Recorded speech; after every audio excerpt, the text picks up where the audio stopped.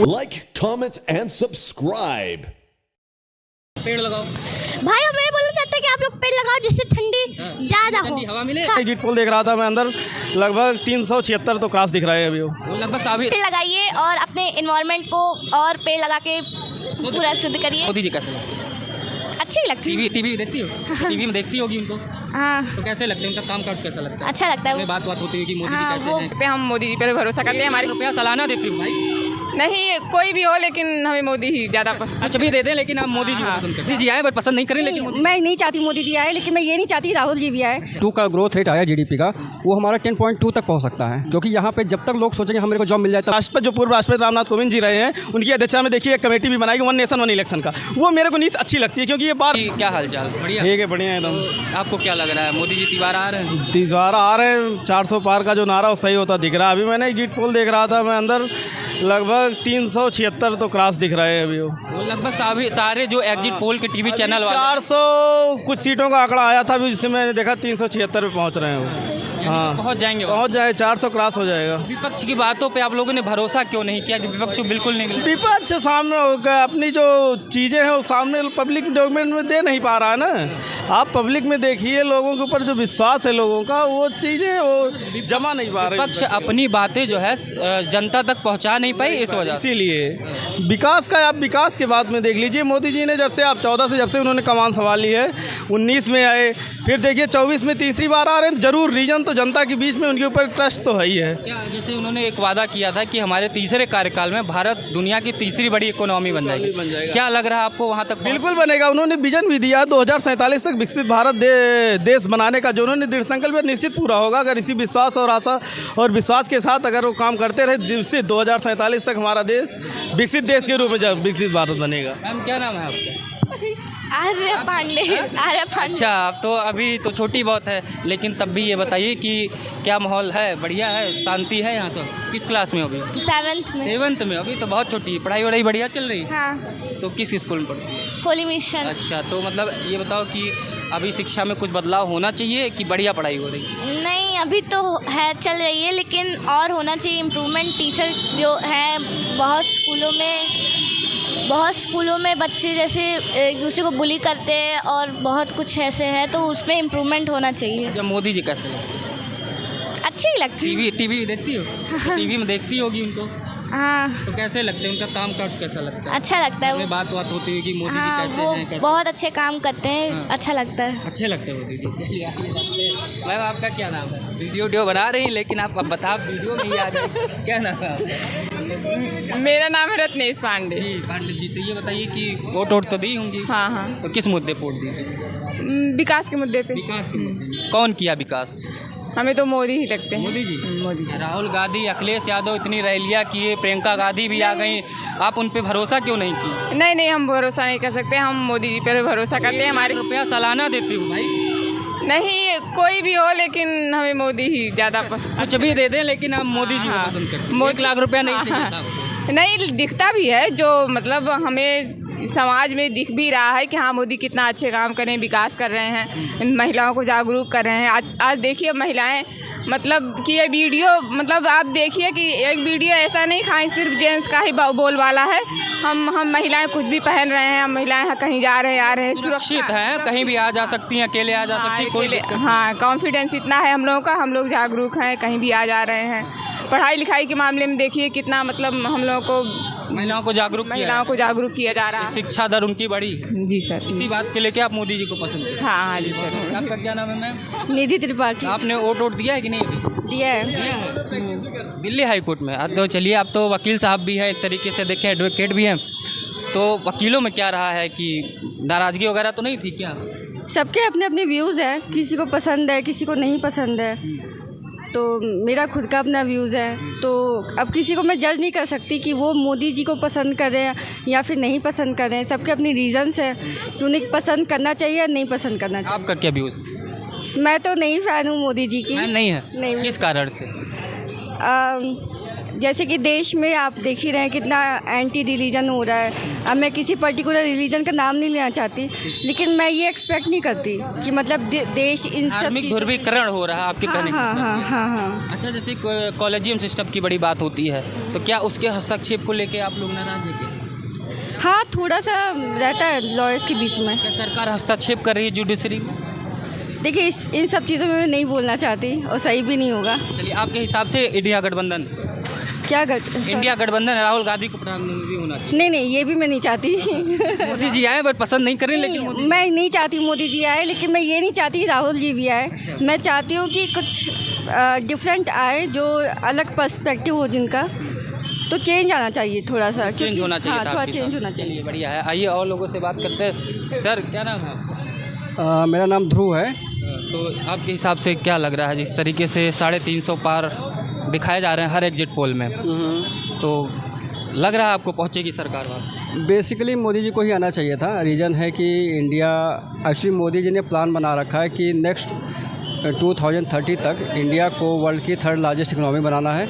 उसके बाद हम लोग 2nd लार्जेस्ट इकनॉमी पे जाएंगे। इंडिया का जैसे जीडीपी ग्रोथ का जो डाटा आया है, 8.2 का जो डाटा आया है, उससे ये लग रहा है कि जो मोदी जी ने इकोनॉमिक जो पॉलिसीज़ रखी, उससे देश को फ़ायदा हुआ और देश का ग्रोथ बढ़ रहा है। बस थोड़ा सा जो हमको एक यहाँ पे माइंडसेट है कि हमको नौकरी ही चाहिए, वो सरकारी नौकरी चाहिए, उससे देश को निकलना पड़ेगा। क्योंकि जो मोदी जी का एक प्लान है स्टार्टअप इंडिया का, वो प्लान ये है कि सब लोग अपना जॉब जनरेट करें, मतलब जॉब देने वाले बने, जॉब लेने वाले नहीं। हाँ। तो जब इस माइंडसेट से हम लोग बाहर निकलेंगे, तो जो भी हमारा 8.2 का ग्रोथ रेट आया जीडीपी का, वो हमारा 10.2 तक पहुंच सकता है। क्योंकि यहाँ पे जब तक लोग सोचेंगे हम मेरे को जॉब मिल जाए, तब हम आगे बढ़ेंगे। जब लोग सोचेंगे कि मैं खुद सेल्फ इनिशिएटिव लूँगा, तो जो यहाँ पे परसेंटेज ऑफ पॉपुलेशन जो एम्प्लॉयड है, वो ग्रोथ होगा, और जितना ज़्यादा ग्रो होगा उतना ज़्यादा देश का इकनॉमी में इम्प्रूवमेंट आएगा। तो वो बेसिकली मोदी जी का एक विज़न है। तो उसी विज़न को वो आगे बढ़ाएंगे अपने 3rd टर्म में, और आप देखेंगे कि नेक्स्ट 10 ईयर में इंडिया का जो ग्रोथ है, 2047 तक का सपना उनका विकसित भारत बनाने का, वो पूरा प्लान शुरुआत से करना चालू कीजिए। उनका विजन क्लियर था, इसलिए मोदी जी आना चाहिए। जैसे स्किल इंडिया को उन्होंने शुरुआत किया, वही प्लान था कि सब लोग जुड़ें, सब लोग स्किल्ड हों, जिसके कारण सब लोग एक अच्छे वर्कफोर्स बने, ना कि अनस्किल्ड वर्कफोर्स। भारत स्किल बने। Exactly. लोग जो है जैसे बाहर से हम लोग आयात करते हैं कोई चीज़ें, हाँ। तो वो चीज़ें हम अपने यहाँ ही जैसे डेवलप। उन्होंने मेक इंडिया का प्लान क्यों रखा? क्योंकि वो चाइना में पहले जाते थे अपने टाइम पे, तो वहाँ से वो इंस्पायर हुए कि China is a world's factory. तो जब वहाँ पे उन्होंने देखा अच्छा ये सारी चीज़ें हो जिससे वहाँ का ग्रोथ हो रहा है, और इंडिया वहीं लैग कर रहा था। कांग्रेस के टाइम में इंडिया हमेशा ये था सोशलिस्ट काइंड ऑफ इकोनॉमी थी, जिसमें ये था कि हमको जॉब चाहिए सरकारी, ना कि हम जॉब बनाए, जिसके कारण इंडिया जो 1970 तक इंडिया और चाइना का जो जीडीपी ग्रोथ था एग्जैक्टली सेम था। लेकिन विद इन 30 ईयर्स चाइना 10% के प्लस रेट से ग्रो किया, और उस ग्रोथ के कारण इंडिया जो है पीछे रह गया, क्योंकि इंडिया 4, 5, 8, 10 ऐसे चला। इस तरीके से स्किल पे इंडिया ने ध्यान नहीं दिया, स्टार्टअप पे, इसलिए इंडिया उनसे पीछे रह गया। तो ये बताइए कि जैसे कि आप सरकारी नौकरी की बात कर रहे थे, तो जो इंडिया गठबंधन है, यानी कि कांग्रेस की बात कर रहा हूँ मैं, कांग्रेस ने 30 लाख सरकारी नौकरियों का वादा किया है। क्या लगता है कि सरकारी नौकरियाँ नहीं देनी चाहिए क्या? उन्होंने गलत वादा किया ना। आप क्यों लोगों को उसी डिपेंडेंट में फिर अपने पॉलिसी में ले जाना चाहते हैं कि फिर आप नौकरी के ही जुड़े रहो, आप कुछ कर ही ना पाओ? क्या हम ऐसे देश की कल्पना करें जहाँ पे केवल हमको नौकरी के लिए ही हम आगे बढ़ें? क्या हम ऐसे देश की कल्पना नहीं कर सकते जहाँ पे हर इंसान का एक अंदर स्किल वो दूसरों को दे सके, ना कि लेने के? तो जब ग्रोथ रेट खुद के एम्प्लॉयमेंट के कारण जनरेट होगा, तभी वो असली ग्रोथ होगा। अनलेस ग्रोथ वो नहीं हो सकता है जो हमें चाहिए। हाँ भैया बताइए, बड़ा चश्मा वश्मा लगाए थे, निकाल दिए, बढ़िया हीरो लग रहे थे, लगाइए चश्मा वश्मा। एक वादा किया था कि 1 लाख रुपया महिलाओं को देंगे, और जो है बेरोज़गारी महंगाई की बड़ी चर्चाएं हुई, संविधान की बात हुई, आरक्षण की बात हुई, और यहाँ तक कि मुस्लिम आरक्षण की भी बात हुई। बहुत सारे मुद्दों पे जनता को छूने के लिए उन्होंने प्रयास किया। लेकिन क्या कारण रह गया, कहाँ पीछे रह गए कि सारे एग्जिट पोल में एनडीए को 350 पार दिखाया? भैया आप 70 साल उनकी सरकार थी, आप बताइए तब महिलाओं के लिए कहाँ थे 1 लाख? तब महिलाओं की सुरक्षा कहाँ थी?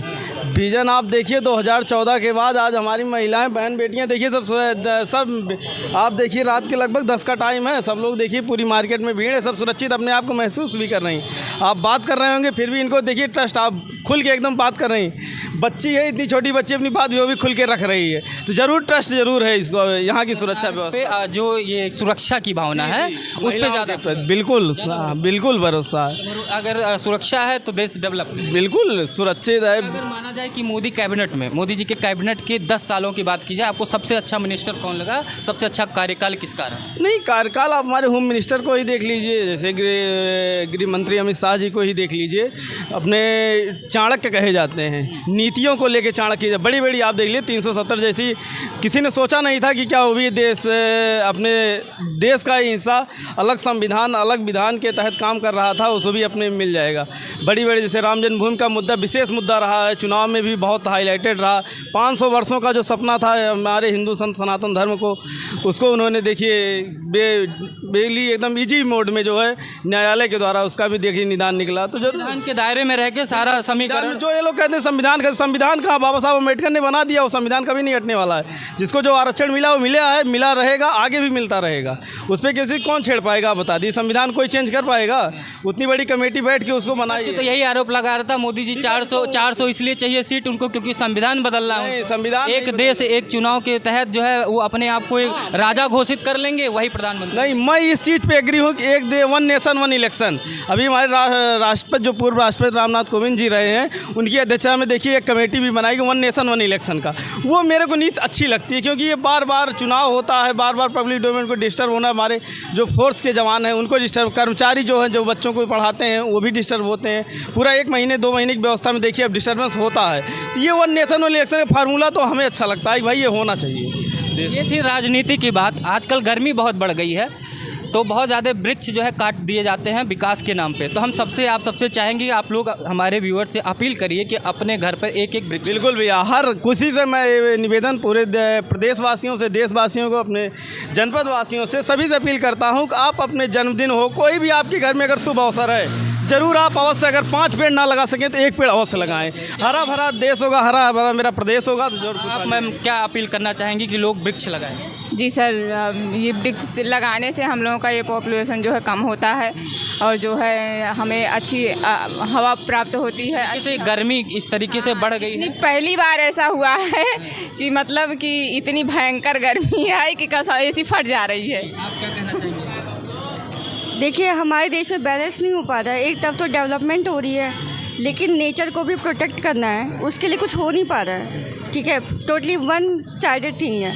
क्योंकि हमारे देखिए अभी जैसे दिल्ली का आप देख लो, है ना, पूरा गंदा हो रखा है, उस पर कोई काम नहीं हो रहा है। अब मुझे यहाँ का तो नहीं पता, मैं यूपी ज़्यादा आती नहीं हूँ, मुझे तो मैं यहाँ का नहीं बोल पाऊँगी, लेकिन बैलेंस नहीं। हाँ, दिल्ली में टेम्परेचर बताया गया 52 पॉइंट समथिंग हो गया था, तो कैसा रहा होगा वो दिन वहाँ के लिए?